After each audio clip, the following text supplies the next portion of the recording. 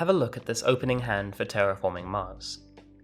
I've got to choose between 2 corporations, 4 preludes, and 10 cards. That's a total combination of over 12,000 options, and you've got to narrow it down to 1. How exactly do you go about making this choice?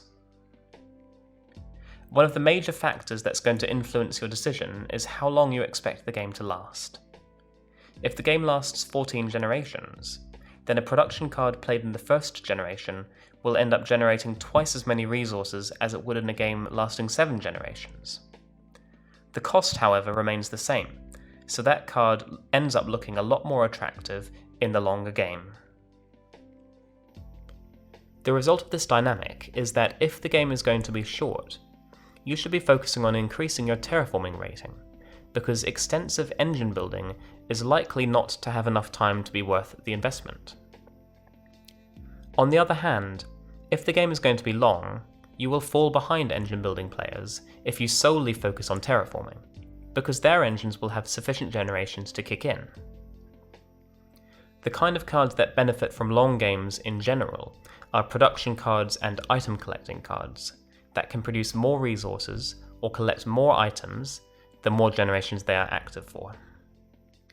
The cards that are relatively more valuable in shorter games in general are those that give you the ability to terraform, either directly by terraforming using events, or indirectly by specifically increasing production of plants or heat. The question therefore becomes, how long do I think this game is going to last? Making this approximate guess right at the beginning of the game is an imprecise art, but several clues exist that can help you decide which way your game might go. The first thing to take into account, and probably the most influential, is the number of players. Games with more players tend to finish in fewer generations, the reason being that more resources are produced in total every generation, and more cards are drawn. Then there are more resources and more powerful terraforming cards floating around. In a 5-player game, you could get down to 7 or 8 generations, depending on the strategies everybody is playing. That might mean that, in the extreme, a single plant production played in the first generation doesn't even produce enough plants to build a single greenery in the last generation. It doesn't mean that production is useless, but it's less useful than in a 2-player game, which you might expect to run upwards of 12 to 15 generations, in which you'd produce 11 to 14 plants throughout the duration of the game, about twice as many. On the flip side, in a rapid 5-player game, you can be in contention for first place by focusing only on terraforming, because your opponents who invest more heavily in an engine won't have enough time to benefit from their initial investment. In a similarly important way, if you know anything about the people you are playing with, you can anticipate their typical playstyle and adjust your expectation for the game length. You might play with people who really enjoy the challenge of engine building, and will be investing fewer resources in terraforming. In this situation, you'd expect the game to run for more generations, and you should invest in elements of an engine yourself. If, however, your opponents are serial terraformers, you should be aware that the game will accelerate quickly, and make sure that you're not putting too much effort into an engine that isn't going to have a chance to generate you many points. This also comes into play if there are any new players in your game. They are likely to play slowly, and would typically extend the duration of a game.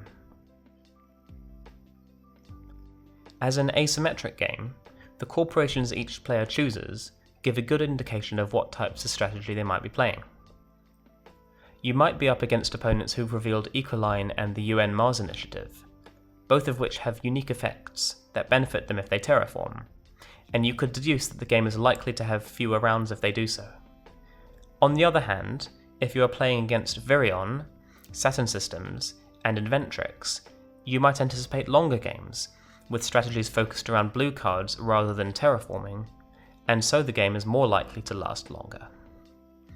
If you are playing with Venus Next, bear in mind that terraforming the Venus track takes away from regular terraforming steps, and acts to elongate games. If somebody displays the Venus Corporation's Morningstar, Celestic, or Aphrodite, bear in mind that they are potentially more likely to raise the Venus track and elongate the game.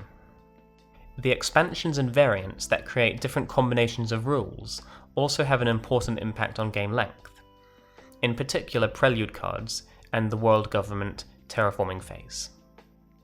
Playing with Preludes can have a mixed effect. It can either act to kickstart terraforming by providing money or increasing terraforming steps directly, or it can act to boost engine building by starting off players' production before Generation 1. I like to consider what types of opponent I'm playing against when trying to guess which way Prelude will go. Engine builders will tend to use their Preludes to start an engine, while terraformers often use Preludes to get down to terraforming early. It's not easy to predict. However, once your opponents have played their Prelude cards, I would pay very close attention. Usually they will tell you which way they intend to go, and allow you to adjust it accordingly. If they have played Preludes that kickstart their engine, expect a slower game. If they've played Preludes that terraform early, expect a faster game.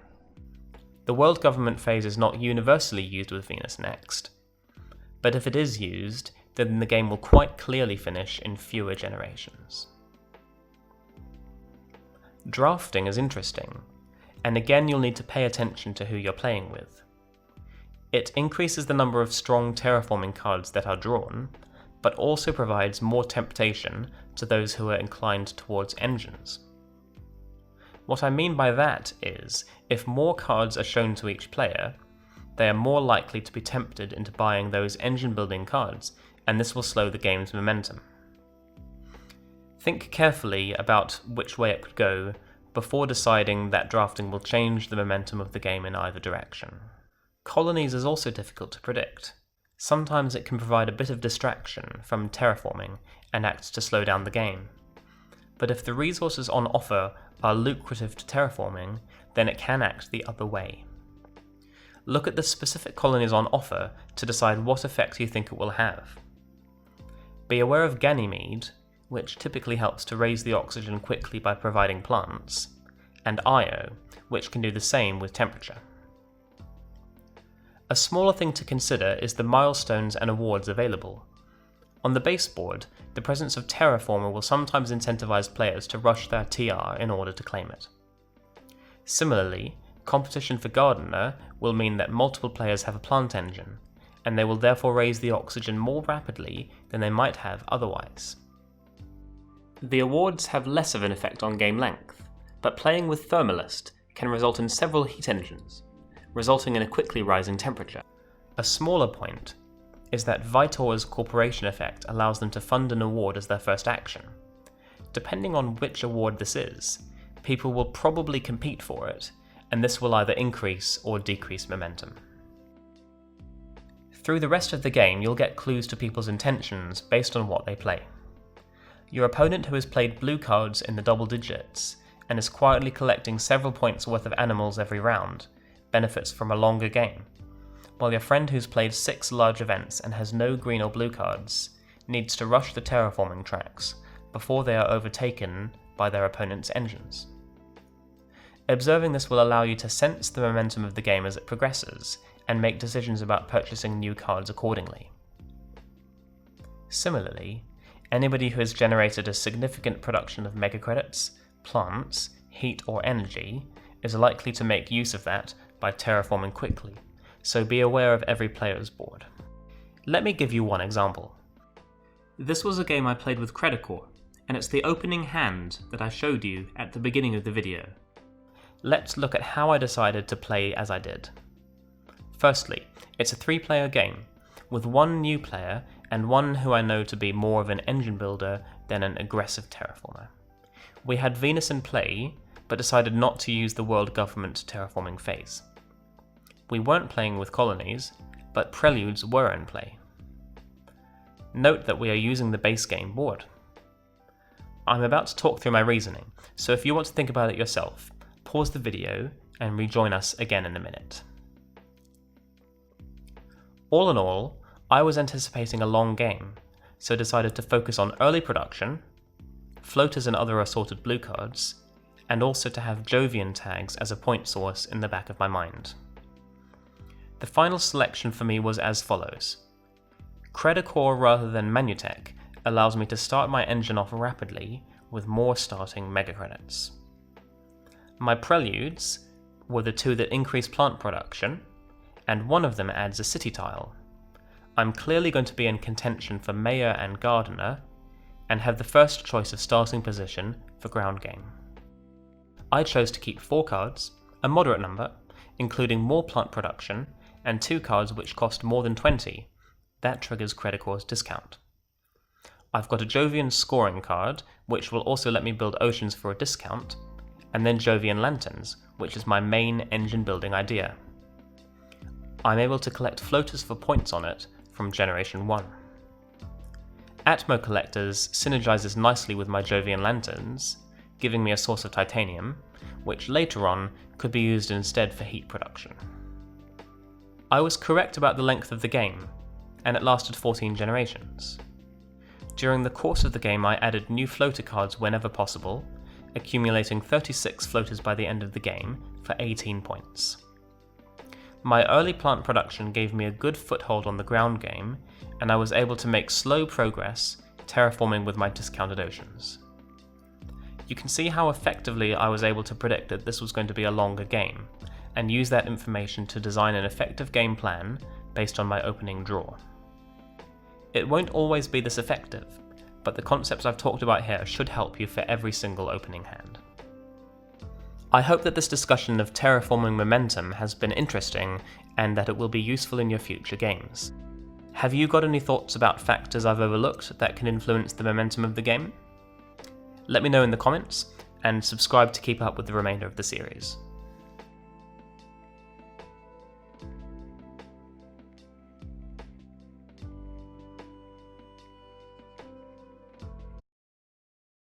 Have you got any thoughts about factors I've overlooked that can influence the